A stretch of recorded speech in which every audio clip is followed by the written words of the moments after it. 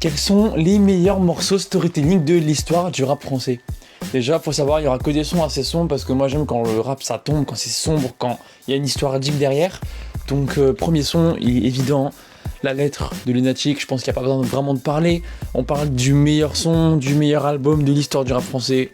Je parlais énormément de ce son. Son Booba Nino, c'est le pire débat qui a existé. C'est nul. Booba, plus grand rappeur all time. Lunatic, meilleur duo all time. Le prochain, il n'est pas forcément archi sombre, archi macabre, mais il est quand même touchant parce qu'il est réel et que beaucoup de gens peuvent le vivre. C'est Olkari, Frédéric, enfant du divorce. Donc il raconte l'histoire d'enfant, un enfant qui vit avec des parents divorcés, mais il raconte les disputes des parents, la difficulté d'un enfant à se situer là avec le papa qui va critiquer la maman qui va critiquer le papa. Et franchement, c'est un son qui est hyper touchant. C'est très fort. L'instru, elle est exceptionnelle. Là, je trouve l'instru magnifique. C'est un super son. L'impasse de Kerry James.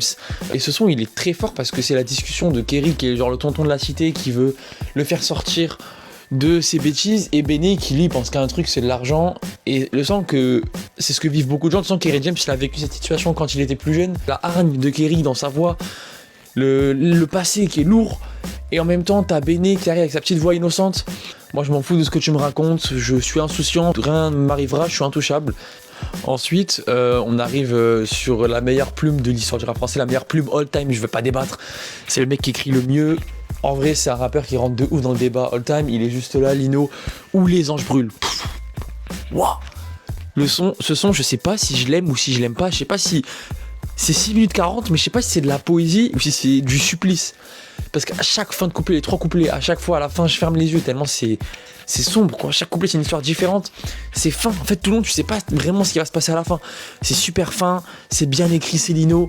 Et à chaque fin de couplet, le truc il tombe, c'est horrible, c'est sombre, ça fait mal au cœur. Mais en même temps, c'est tellement agréable parce que la voix au milieu, elle est super avec le refrain. T'as l'impression qu'il va se passer un drame tout le temps. La prod elle est dramatique, c'est exceptionnel. Je pourrais parler des heures de ce son, je pourrais faire une dissertation dessus.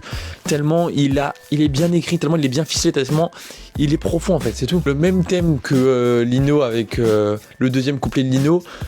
C'est Enfance maltraitée de L.I.M. Ce son il est horrible. Il est horrible. Et lui pour le coup il est vraiment désagréable à écouter.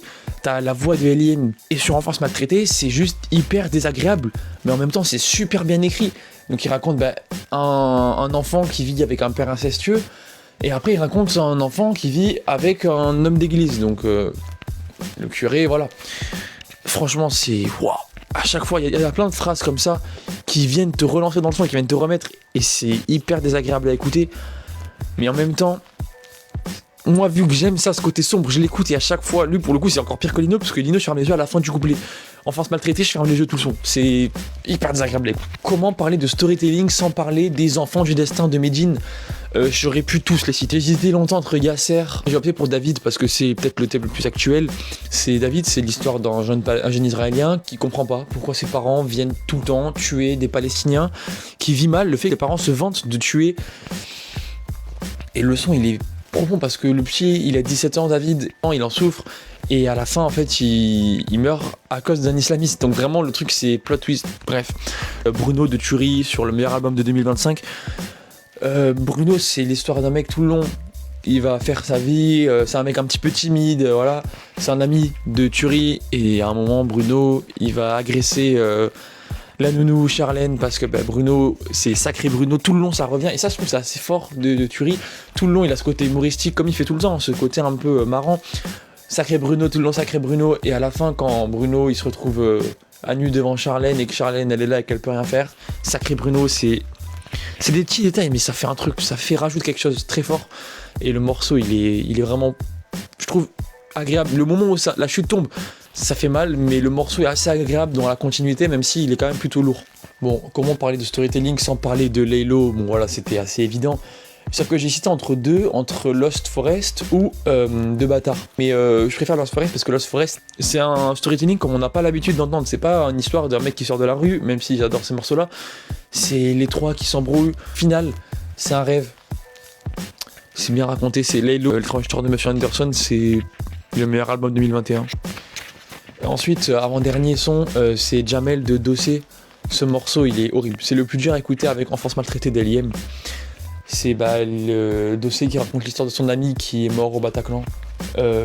C'est là pour le coup, on veut du deep, on a du deep, on veut du sombre, on a du sombre. C'est bien écrit, du Dossé tout le long qu'il a depuis le début de sa carrière, mais sur ce son là, elle sort en particulier. Le morceau est assez triste, la prod elle est quand même elle est lourde, à écouter, c'est pas agréable. C'est très très fort et je trouve que c'est un super hommage rendu à toutes les victimes du Bataclan. Franchement, Dossé, c'est très bien joué. D'ailleurs, écoutez son EP qui est sorti cette année puisqu'il est très très fort. Son EP est très bon, le feat avec Prince Wally, c'est le meilleur feat de l'année pour moi, après Puro de Igo SCH. Bon là on arrive sur le dernier morceau, bon je pense que si j'en ai pas parlé, vous savez de quoi je vais parler, c'est le Jugement 3 de Tandem. Daryl en a déjà parlé d'ailleurs, il en a très bien parlé. Le morceau c'est un truc de malade, c'est un court-métrage. C'est un court-métrage en fait avec le clip. Je le regarde, en fait je le regarde juste, moi je sais pas quoi regarder, je me lance le Jugement 3, le court-métrage, t'as James qui fait trop bien, la juge là qui parle, qui répartit les rôles, c'est super. Kerry James, avocat hyper éloquent, super. Mac Taylor, l'accusé, Mac Taylor, mais qu'est-ce qu'il rappelle bien, je vous jure, on l'entend jamais dans les meilleurs rappeurs de ce moment-là, alors que franchement, Mac Taylor rappe très très bien, il est trop fort. Même Faf Larage dans le rôle du procureur, je trouvais ça vraiment pas mal. Après, évidemment, le meilleur couplet, c'est Lino. Lino, il a mis une vitesse à tout le monde. Mais le morceau est super, c'est juste un court-métrage, c'est que du plaisir, c'est 7 minutes où t'es posé, t'écoutes, ça rappe bien. Y a pas un couplet qui est pas bien, y a pas un couplet qui est raté. Tous les couplets sont réussis, tous les couplets sont bien écrits, sont bien exécutés. C'est un super son. Donc le récit est très très bien ficelé, le propos est bien amené, l'histoire est crédible, c'est vraiment bien fait et la force d'interprétation de tous les acteurs elle est folle. Ils ont tous réussi à incarner leur personnage. Le Jugement 3, meilleur storytelling de l'histoire du rap français, oui. Peut-être même en vrai devant la lettre, peut-être même devant la fièvre de NTM que j'ai pas cité parce que c'est des sons qui sont pas forcément macabres. Moi voilà, je veux des sons sombres, je veux des sons, il y a une histoire derrière, à la fin tu fermes les yeux, tu grinces les dents. Voilà. Le Jugement 3, meilleur storytelling all time.